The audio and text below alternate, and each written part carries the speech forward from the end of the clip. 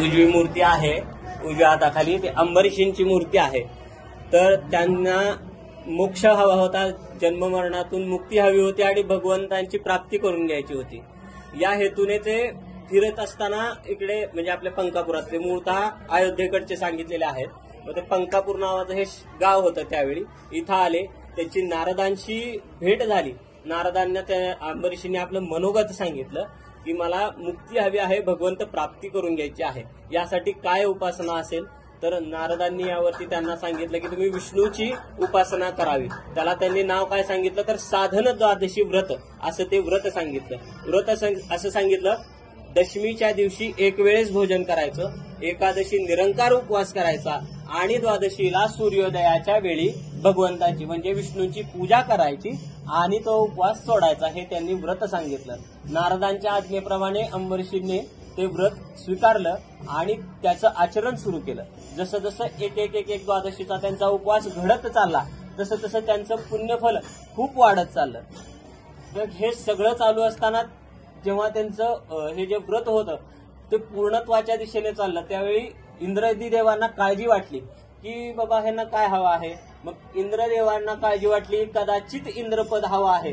पण हे का? आता लोक काय म्हणतात की बाबा भगवंताची भक्ती अनेक भक्तांनी केली, पण इतर भक्तांच्या वेळेस कधी असं वाटलंच नाही की इंद्रपद घेईल. मग या अंबरीशींच्याच भक्तीच्या वेळेस असं का वाटलं?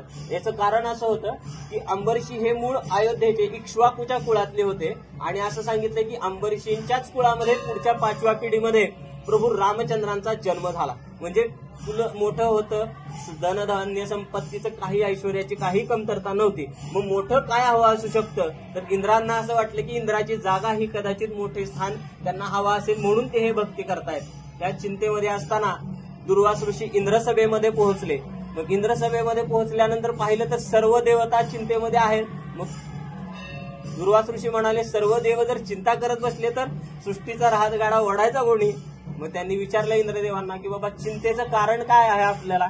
तर त्यांनी सांगितलं की अंबरीशी आहेत, त्यांचं व्रत आहे, ते आता पूर्ण होईल.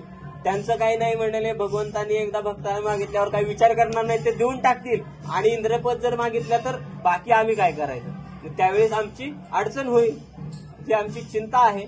मग दुर्वास ऋषींनी काय केलं, त्यांचा निरोप घेतला. म्हणाले देवांनी काळजी करायचं कारण नाही, मी जातो. आणि दुर्वास ऋषी काय म्हणाले की अंबरीशींचं व्रत मी भंग करतो. मग ह्या हेतूने भंग करायचा हेतू होता की दुर्वास ऋषी इथं बार्शीमध्ये पंकापुरीमध्ये आले. आल्यानंतर अंबरीशीकडे कधी आले तर वैशाख महिन्यात शुक्ल पक्षामध्ये एकादशीच्या संध्याकाळी. आता एकादशी संध्याकाळ म्हणजे काय सांगितलेलं आहे तर रात्री झोपायचं नाही. तर मग काय करायचं, हरिजागर करायचा. म्हणजे काय करायचं, भजन कीर्तनामध्ये रात्र पूर्ण जागायची. मग तो कार्यक्रम सुरू होता. आता एवढे मोठे ऋषी मुनी आले घरी, त्यांचं आदरातिथ्य झालं आणि तो कार्यक्रम जसा आटोपत आला, सूर्योदयाची घडी समीप आली. मग अंबरीशींना दुर्वासा ऋषींनी सांगितलं, मी नदीवरती जातो, माझी स्नानसंध्या उरकतो आणि माझी स्नानसंध्या करून आलो की मग आपण तुमची पूजा करू आणि तुम्ही तुमचा उपवास सोडा. मग आता दुर्वास ऋषींनी सांगितलं म्हणाल्यावर अंबरीशी राजा हो म्हणाले की दुर्वास ऋषी गेले नदी तीरी आणि अंबरीशी राजा इकडे वाट पाहतायत. सूर्योदयाची घटिका जवळ यायला लागली पण दुर्वास ऋषी येण्याचं काही चिन्ह दिसेना. मग अंबरीशींना चिंता, मी जर बाबा आता ऋषी घरी आले आहेत, त्यांच्या आधी जर भोजन केलं तर मला पाप लागेल माझ्या माथी. आणि जर मी उपवास नाही सोडला तर एवढे वर्ष झालं मी हे व्रत आचरण करत आहे, ते भंग पावेल. मग मी काय करायचं? मग त्यांनी काय केलं, आपल्या उपाध्यांना म्हणजे आपल्या ब्राह्मणांना विचारलं की बाबा माझ्या समोर असं धर्मसंकट आहे, ना मला त्या ऋषींच्या आधी भोजनाचं पाप घ्यायचं आहे, न मला माझे व्रत भंग होऊ द्यायचं आहे, तर दोन्ही मधून मार्ग मला सांगा. मग त्यांच्या उपाध्यांनी काय सांगितलं, तुम्ही तुमची भगवंताची पूजा जी करता ती नित्यनेमाप्रमाणे विष्णूची पूजा करा, पण उपवास सोडताना तुम्ही भोजन न करता तुम्ही काय करायचं तर भगवंताच्या चरणाचं तीर्थ तुम्ही ग्रहण करायचं आणि तो उपवास सोडायचा. याच्याने काय होईल, तुमचं व्रत अबाधित राहील आणि त्या ऋषींच्या आधी भोजन केल्याचं तुम्हाला पाप लागणार नाही. मग त्या ब्राह्मणाच्या सांगण्याप्रमाणे त्यांनी आपली पूजा उरकली, भगवंताच्या चरणाचं तीर्थ घेतलं आणि उपवास सोडला. जसा उपवास सोडला दुर्वास ऋषींना तिकडे दिव्य दृष्टीने लक्षात आलं की यांची पूजा पूर्ण झालेली आहे. मग दुर्वास ऋषींचं तर काम काय होतं की यांचा व्रतभंग करायचं, तसं झालं नाही, म्हणजे त्यांचा हेतू निष्फळ झाला.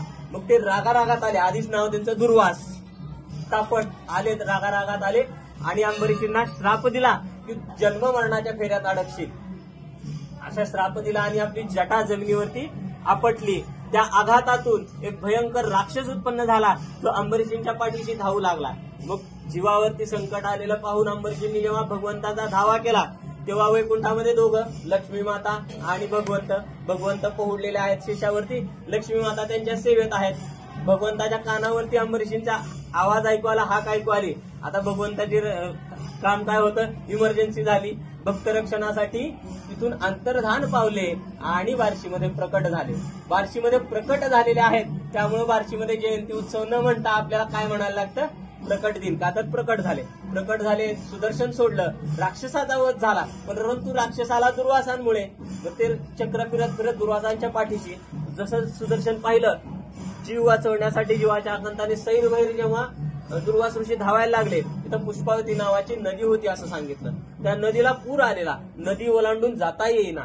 मग असं सांगितलं की दुर्वासांनी त्या नदीला पण श्राप दिलेला आहे की तू पालथी वाहशील. पालथीमध्ये असं नदीचं पात्र म्हणजे जमीन खाली असतील, वरती पाणी असतं. असं सांगितलंय की इथं वरती जमीन आहे, खाली पाणी अजून अदृश्य स्वरूपामध्ये ते नदीचं वास्तव्य आहे. मग त्या नदीला श्राप दिला. जमिनीवरती आली की धावत कुठे जावं कुठे नाही.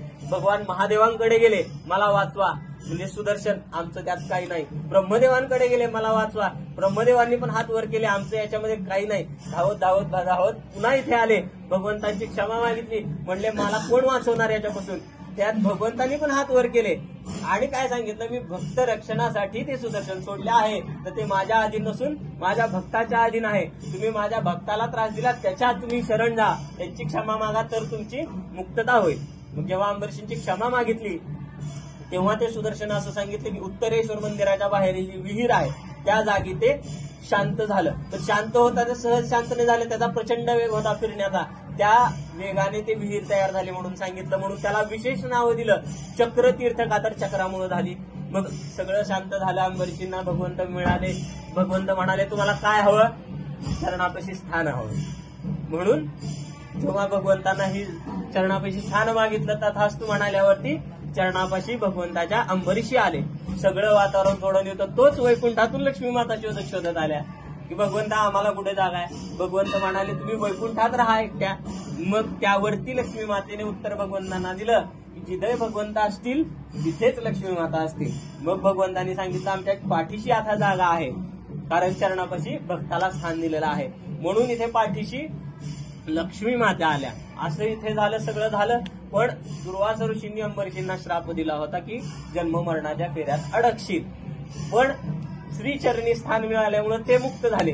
मुक्ती भगवंतांनी दिली, पण श्राप तर खोटा होणार नव्हता. म्हणून भक्तासाठी स्वयं भगवंतांनी म्हणजे विष्णूने तो श्राप सोसण्यासाठी भगवंताचे विष्णूचे दशावतार जे आपण सांगतो, कच्छ वच्छ मत्स्य वराह नृसिंह वामन राम परशुराम राम बद्ध कृष्ण आणि कल्की, हे दशावतार तो श्राप पूर्ण करण्यासाठी म्हणून भगवंतांनी घेतलेला आहे असं सांगितलं. मग दुर्वासा ऋषींनी काय सांगितलं की बाबा भगवंताच्या भक्ताला त्रास दिला, याचं प्रायश्चित्त मला करायचं आहे.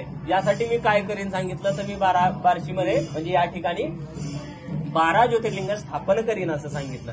आणि त्यांनी 12 ज्योतिर्लिंग स्थापन केली असं सांगितलं. आणि त्यांनी सांगितलं जोही कोणी बार्शीमध्ये येईल भगवंताचं दर्शन घेईल, ज्योतिर्लिंगाचं दर्शन घेईल, त्याला काशी विश्वेश्वराचं दर्शन घेतलं इतकं पुण्यफल मिळेल असं सांगितलं. म्हणून बार्शीमध्ये काय म्हणतात, जाशी नगडे काशी त्याने यावे बार्शी, भगवंताच्या चरणापाशी सखा नांदे अंबरीशी. अंबरीश वरद श्री भगवान की जय.